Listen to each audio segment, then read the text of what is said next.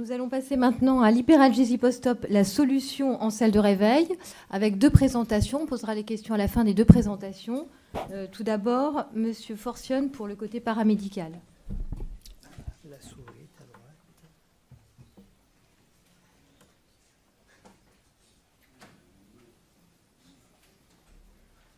Bonjour à tous, je m'appelle Jean-Marc Forcione et je suis infirmier anesthésiste en service de chirurgie transplantation hépatique sur Lyon, Hospice civil de Lyon. Donc on va traiter 2 topos, vous avez pu voir sur la présentation, ce sont 2 mêmes titres. On va dire d'un côté la version infirmier plus, anesthésiste plus, et le côté médical. Alors une bonne partie du topo, j'ai intéressé à le présenter, c'est sur la physiologie, car on a tous entendu parler d'hyperalgésie, mais avec le temps, moi le premier, je me suis posé de nombreuses questions, et en travaillant ce domaine-là, ça m'a permis d'y réfléchir. Déjà en introduction, on se rend compte que la douleur est encore de nos jours très sensible à nos politiques, à nos sociétés savantes. Cette diapositive, elle représente, c'était en octobre 2021, où il y a encore la Journée mondiale de la douleur, et il était encore important de discuter de l'importance des personnes concernées. Et bien entendu, je vous rappelle que le Covid est passé par là, et que les douleurs neuropathiques, avec ces nombreux patients en réanimation, a généré de nombreuses douleurs, type douleurs neuropathiques. Bien entendu, la douleur est encore source d'handicap, d'inactivité, et bien entendu d'isolement social. Impact important socio-économique que l'on minimise. Donc une étude américaine, qui est récente, on va dire 2019, c'est un chirurgien américain qui a comparé les coûts entre une année jusqu'à 9 ans, et il a fait ça année par année. Donc il a fait 2 groupes, et un groupe avec des douleurs chroniques post-opératoires, et un groupe où il n'y avait pas de douleurs chroniques post-opératoires. À 1 an, le groupe douleurs chroniques, $208. Les autres, 60. À 9 ans, ça passe à $986 et $289 pour le groupe qui n'a pas de douleur chronique post-opératoire. Donc là, on se rend compte vraiment que la douleur, en termes d'impact socio-économique, est important. Depuis 2012 aussi, plus aucun plan en lien avec la douleur. Le plan que je vous propose, ça va être donc une introduction. Ça va être donc quelles sont les conséquences de l'hyperalgésie post-opératoire, les facteurs d'aggravation, la prévention, suivi des solutions non médicamenteuses, et le professeur Aubrin vous parlera plus des solutions médicamenteuses, et une conclusion. Quelques définitions. Qu'est-ce que la nociception? C'est un processus physiologique neurologique qui permet d'encoder et de transmettre l'information douloureuse. Et là, on se situe bien au niveau du système nerveux central. Autre point important, on a tous eu des coups de soleil. Là, je vous ai montré un exemple sur la main. Encore, ça fait mal, ça passe. Imaginez la même chose, cette douleur. 1 jour, 2 jours, 3 jours, 1 semaine, et vous enfilez une paire de gants. Donc, c'est des douleurs qui sont continues et horribles. Ce qu'on va appeler sont les phénomènes d'allodynie. C'est une douleur qui est produite par un stimulus non nociceptif. Ensuite, l'hyperalgésie, proprement dit, c'est une sensibilité excessive ou accrue par un stimulus nociceptif. Elle va traduire vraiment une sensibilité du système nerveux central. La claque dans le dos comme ça, un coup de soleil, c'est pas agréable. Autre point important, ce qu'on appelle la douleur post-opératoire est souvent d'origine inflammatoire, de type inflammatoire, avec 2 composantes, nociceptif et hyperalgésique. Et de façon très réductrice, on va dire que l'hyperalgésie post-opératoire sera définie comme une douleur plus intense et ou avec une utilisation importante des analgésiques. Petite diapo. Donc ici, vous avez donc une incision chirurgicale avec une lésion tissulaire et nerveuse. Tout cela va induire une sensibilisation périphérique qui sera coupée grâce à l'épargne nerveuse, on va dire merci au chirurgien, et aussi grâce aux anti-inflammatoires. Cette sensibilisation périphérique va entraîner une sensibilisation centrale. Celle-ci sera coupée grâce aux ALR. On en a déjà parlé lors du topo numéro 1 et lors du topo numéro 2. Ensuite, les opiacés, qui ont toute leur place sur la sensibilité centrale. Et grâce à la kétamine, on ne va pas la nommer, on va agir au niveau central, les récepteurs NMDA. Les patients ont une prédisposition, lors du premier topo, nous avons parlé, avec des prédispositions préopératoires acquises, des patients par exemple qui sont douloureux, qui sont déjà sous morphine. Donc il va falloir les détecter. Il va falloir une détection précoce pour éviter cette chronicité. Voilà.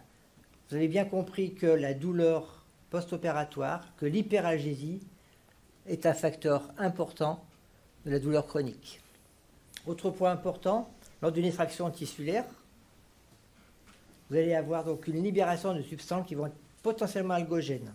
Alors j'en ai mis quelques-uns, mais on peut en citer beaucoup plus, bradykinin, prostaglandine, des ions acides, des bradykinines, qui sont vraiment le lit de l'hyperalgésie. Je voudrais bien que vous compreniez que l'hyperalgésie, c'est vraiment une pathologie, entre guillemets, du système nerveux central.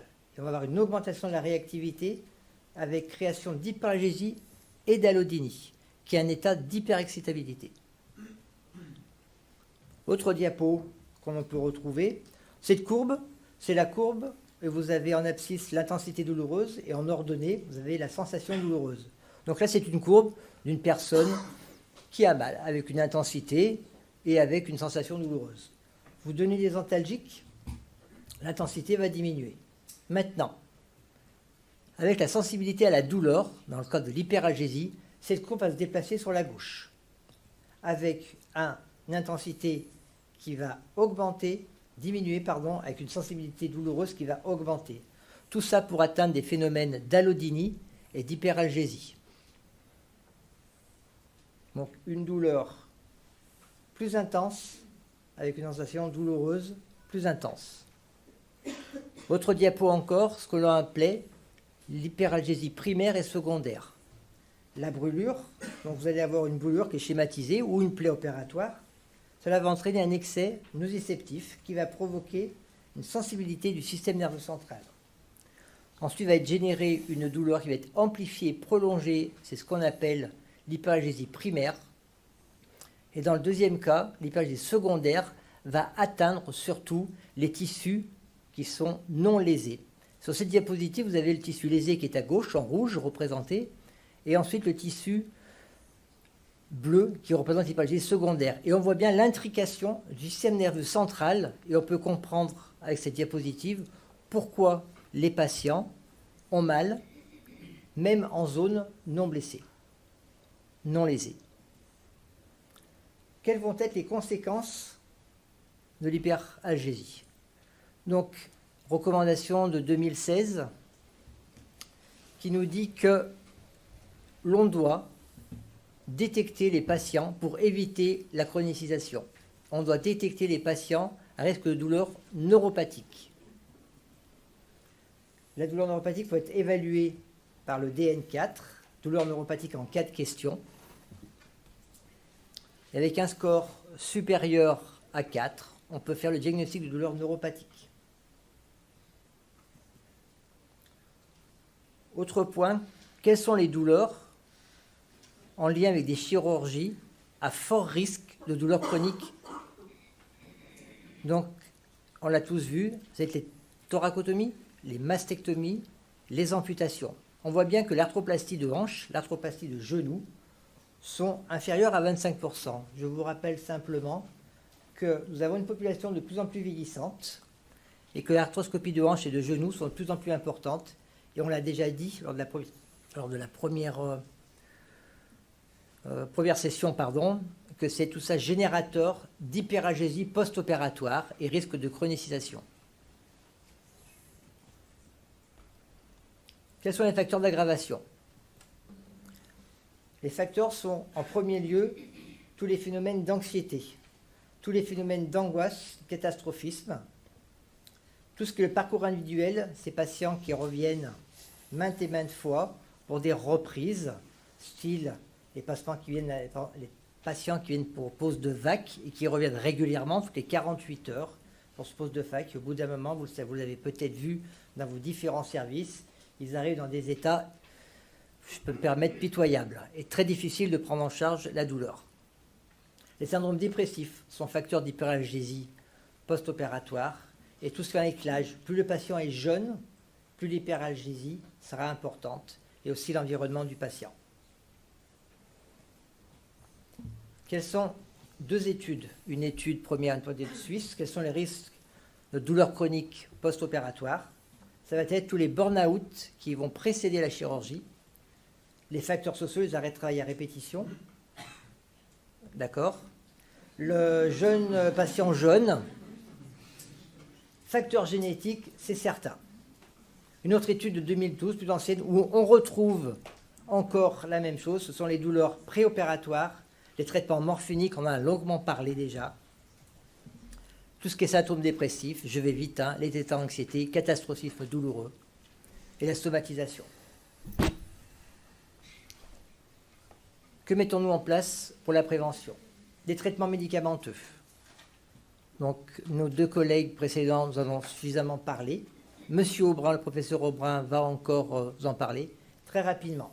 Les antalgiques conventionnels, les antihyperalgésiques, d'autres traitements, le magnésium, on en a parlé, la clonidine, on en a parlé. Magnésium, juste un tout petit point, oui, utiliser seul, ça n'a pas trop d'effet. Il faut bien l'utiliser associé, en sachant que pourquoi on utilise le magnésium? Petit rappel, la molécule NMDA elle est bloquée par du magnésium. Donc lorsqu'il y a une influence, une nociception, eh ben, ça va s'ouvrir et on espère qu'en injectant du magnésium, ces récepteurs vont être de nouveau bloqués. C'est issu du livre blanc de la douleur, vous avez peut-être vu, avril 2022, très rapidement. Donc l'hyperalgésie sera traitée par des antihyperalgésiques, des épargmorphiniques, avec une algésie multimodale, tout ça pour réduire l'hyperalgésie post-opératoire. Nouvelle classification, 2010, l'OMS 86. Donc cette nouvelle classification, importante, il va tenir compte des médicaments, il va tenir compte des médicaments et de leur mécanisme d'action, ainsi que l'analyse du mécanisme de l'action de la douleur. Donc, différents médicaments. Nous avons des antinociceptifs, des anti-hyperalgésiques, des modulateurs de descendant dans les douleurs neuropathiques et des modulateurs de la transmission, de la sensibilité périphérique, ces anesthésiques locaux. Et les douleurs mixtes, ça va être le tramadol. Mais il n'y a pas que ça. Nous avons bien entendu, au cours de la consultation d'anesthésie, la nécessité d'individualiser ces patients avec une analgésie à la carte.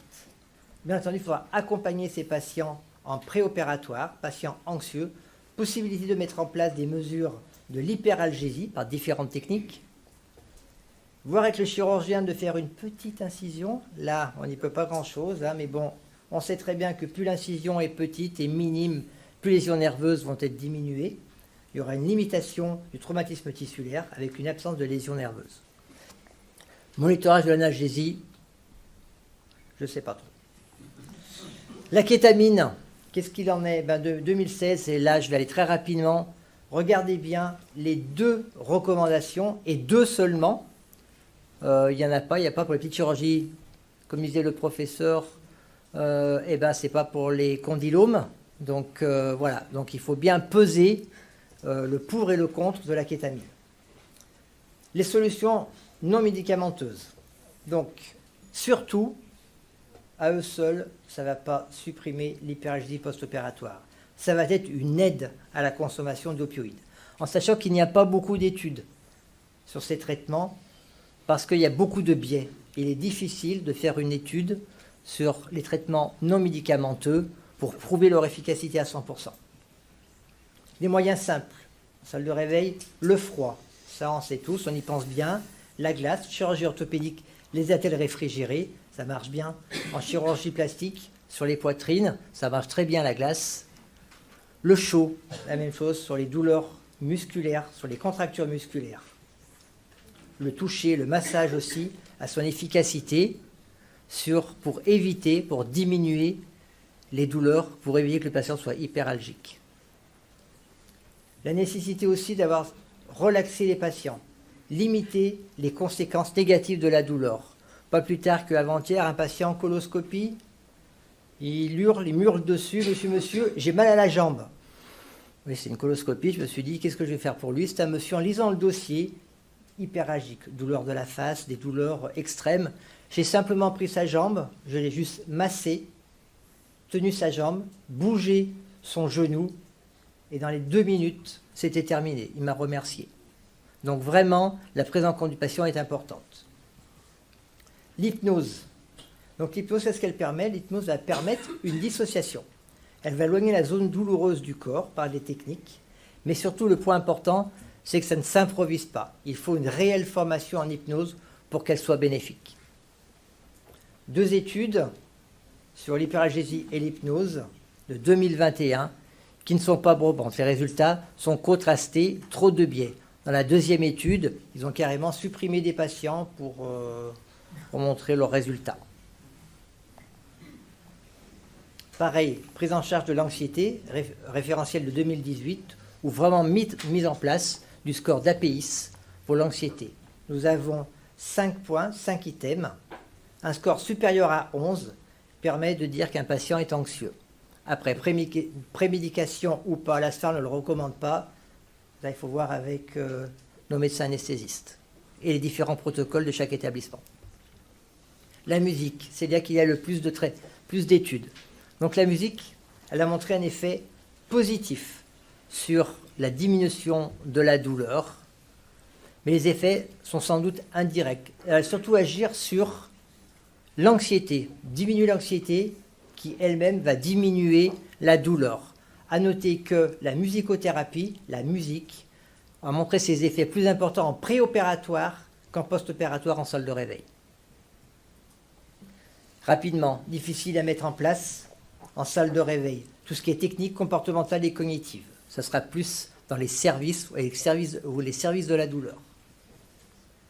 Salle de réveil. Ce qui est important, pareil, on retrouve dans le livre blanc de la SPHAR d'avril 2022, il est demandé de dépister les signes de dépression, les signes de stress, les signes d'évitement, toutes les douleurs intenses et les noter dans le dossier de soins pour pouvoir une trace et pour avoir ensuite derrière soit une prise en charge psychologique et ensuite avec l'équipe douleur et les médecins anesthésistes bien sûr.